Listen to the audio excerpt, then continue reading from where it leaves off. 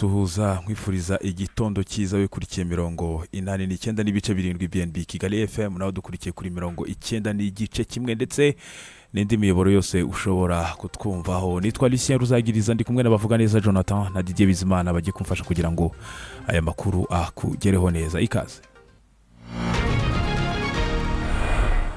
Colonel Pacifique Kayigamba Kabanda yagizwe umunyamabanga mukuru w'urwego rw'igihugu rushinzwe ubugenzacyaha RIB n'umwanya asimbuyeho Colonel Retired Jano Ruhunga wayoboraga kuva muri Mata mu mwaka wa 2018. Yemejwe n'inama y'abaminisitiri yateranye kuri wa 26 Werurwe iyobowe na Perezida wa Repubulika Paul Kagame. Colonel Kabanda yarasanzwe ari umushinjacyaha mukuru wa gisirikare, umwanya yashyizweho muri Gicurasi mu mwaka wa 2024. Zimwe mu nshingano za RIB harimo gukumira no kubuza ikorwa ry'ibyaha binyujijwe mu gushakisha no gukora iperereza ku bikorwa byose bifatika cyangwa mu ikoranabuhanga, no gukora iperereza rigamije gushakisha, guhagarika no kuburizamo ibyaha biri gukorwa cyangwa ibyaha bishya n'udutsiko dukora ibikorwa bihungabanya cyangwa bishobora guhungabanya igihugu, abantu ndetse n'imitungo. Mu zindi nshingano no gushyira mu bikorwa ingamba zigamije kurwanya iterabwoba no gukora iperereza rijyanye naryo mu rwego rwo kurirwanya, gushyiraho no gucunga mu buryo bw'ikoranabuhanga amakuru ajyanye n'iperereza hagamijwe kugira ububiko bw'amakuru yagenderwaho mu gushyiraho politike na programme zijyanye n'ubutabera.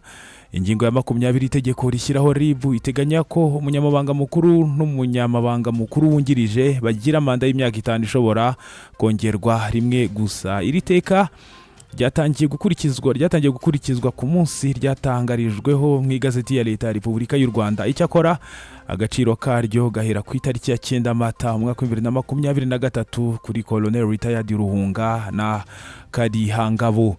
Colonel Ruhunga na Karihangabo nibo bayobozi ba mbere RIB yarigize kuva yashyirwaho n'itegeko muri Mata mu mwaka wa 2017. Icyo gihe ikaba yarahawe inshingano zo kugenza ibyaha mbere zabarizwaga muri polisi y'u Rwanda. Abandi bayobozi bashyizwe mu myanya hari Odaga Sinzigwa wongeye kugirwa Perezida wa Komisiyo y'Igihugu y'Amatora, naho Vice Perezida akaba yagizwe Kizito Habimana.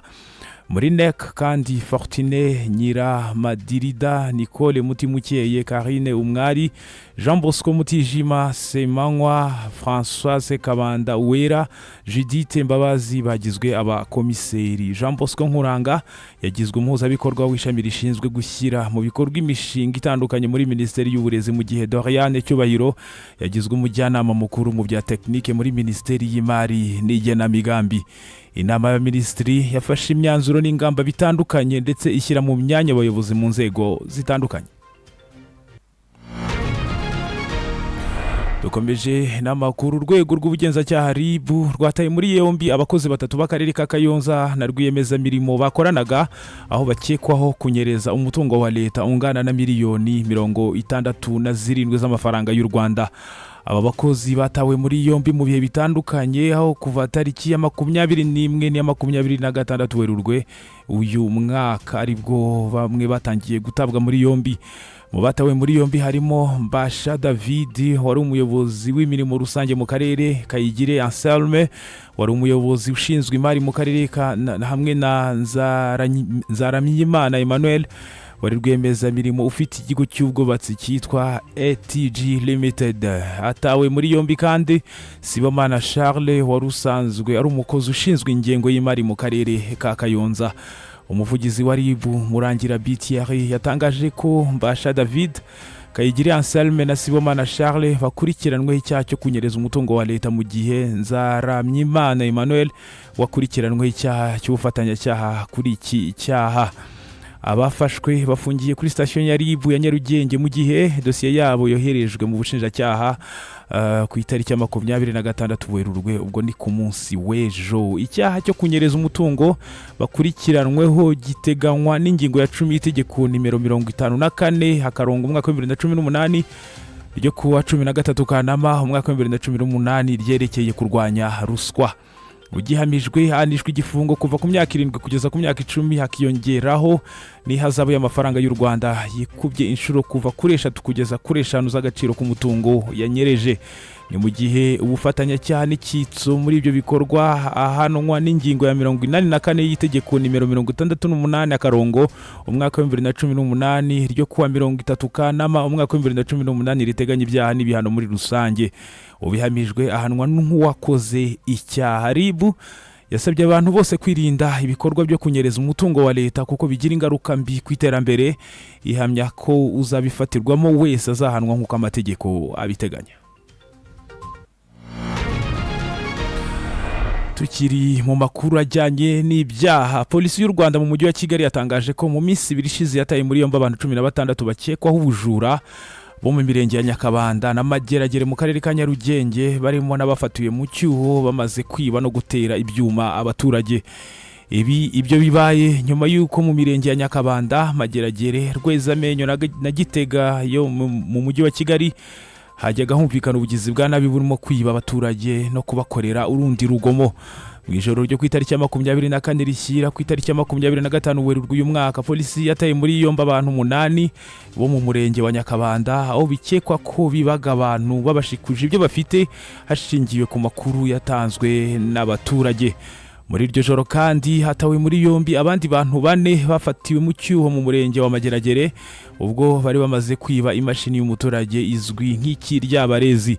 Abo bajura bari baracurishije imfunguzo binjira mu nzu y'umuturage bakuramo iyo mashini, ariko polisi bata muri yombi bari bakiri kwigurisha. Umuvugizi wa polisi mu mujyi wa Kigali CIP Gahonzire Welarse avuga ko abandi bajura 4 batawe muri yombi mu ijoro ryo ku itariki ya 25 Werurwe ubwo bari bamaze kwambura abantu telefone no kubatera ibyuma. Muri telefone bari bibibye niyo mu bwoko bwa iPhone indi ni Techno. CIP Gahonzire avuga ko bajura 4 bari basanzwe bakora urwo rugomo ariko bagacika kuko polisi yari isanzwe ibafiteho amakuru. CIP Gahonzire yihanangirije abakora ibikorwa nk'ibyo ariko anasaba abantu muri rusange kwirinda urugomo ahubwo bagakora ibibateza imbere, cyane ko abafashwe bakiri urubyiruko kuko bari hagati y'imyaka 18 n'imyaka 30. Yahumurije abaturage bahungabanyirizwa umutekano nabo bagizi ba nabi ndetse abasaba gukomeza gutanga amakuru, yizeza ko polisi itazajenjekera buri wese ubangamira ituze ry'abaturage. Amakuru ya BNB Kigali FM tunyarukire hanze y'u Rwanda. Abaturage b'ibihugu byo mu muryango w'ubumwe bw'Uburayi basabwe kubika ibiribwa, ibinyobwa n'ibindi byangombwa bashobora gukoresha mu gihe cy'intambara mu rwego rwo kwitegura kugira ngo batazatungurwa. Ibi byasabwe na Haja Larbibe, komiseri w'umuryango w'ubumwe bw'Uburayi ushinzwe imyiteguro y'ibihe bidasanzwe, wavuze ko Uburayi bufite ibyago bikomeye byatewe n'intambara y'Uburusiya na Ukraine. Ashimangira ko mu gihe intambara yagera mu bindi bihugu abaturage bakwiye kwitegura bakabika ibintu by'ingenzi byabamaze amasaha 72. Muri video uyu muyobozi yerekanye igaragaza ibyo abaturage bashobora kubika, harimo ibiribwa, ibinyobwa byiganjemo amazi, imiti, amafaranga afatika, ibyangombwa, icyuma n'ibindi bitandukanye. Uyu muyobozi yavuze ko iki cyemezo kitagamije gutera abantu ubwoba, ahavuga ko bashaka ko abantu bitegura ntibagira ubwoba. Kwitegura ntabwo ari ugutera ubwoba, ni ikintu cy'ingenzi bijyanye n'ibihe bidasanzwe Uburayi burimo. Ibihugu birimo Ubudage bimaze iminsi byarashyizeho uburyo bwo kuburira abaturage hifashishijwe ikoranabuhanga ku buryo bashobora kumenya ko hagiye kuba ikintu kidasanzwe nk'intambara maze bagateganya uburyo babika ibyo bakeneye. Dusoreze aya makuru mu gihugu cya Koreya y'Epfo. Byibuze abantu 24 bari hagati y'imyaka 60 na 70 nibo bamaze kumenyekana ko bamaze kwicwa n'inkongi ikomeje kwibasira amajyaruguru y'uburasirazuba bwa Koreya y'Epfo. Imibare igaragaza ko abandi 26 bakomeretse, 12 bakaba barembye, mu gihe abarenga ibihumbi 23 bamaze guhunga ingo zabo, naho hegitari ibihumbi 17 z'amashyamba zimaze gushya. Kuva ku itariki ya 21 Werurwe uyu mwaka nibwo inkongi yatangiriye mu karere ka Sancheong, ikwirakwira mu bindi bice bya Gyeongbuk, Yoseong, Adong, Cheongsong na Yeongyang kubera umuyaga ukaze ari nawo ntandaro y'iyo nkongi. Iyo nkongi imaze no gusenya urusengero rwa Gonsa rwari rumaze imyaka 1300, ariko ibikoresho bimwe na bimwe bibumbatiye amateka byakuwemo bijyanwa ahandi. Minisitiri w'intebe akaba na perezida w'agateganyo wa Koreya y'Epfo Han Duck-soo yavuze ko ariyo nkongi ikomeye yangije byinshi mu mateka y'igihugu. Abasirikari 5,000 n'abashinzwe kuzimya inkongi boherejwe mu bice byibasiwe ngo batabara, ariko umuyaga ukomeje kubangamira imirimo yo kuzimya umuriro nk'uko BBC ibitangaza. Koreya y'Epfo imaze kugira inkongi 244 muri uyu mwaka, bikaba bikubye inshuro zirenga 2 ugereranyije n'umwaka ushize. Reka ngushimire wewe twabanye muri aya makuru, shimbire n'abamfashije kugira ngo aya makuru akugereho neza. Nkurarikire gahunda za BNB Kigali FM, wifurize kugira umunsi mwiza, muhahe murongo.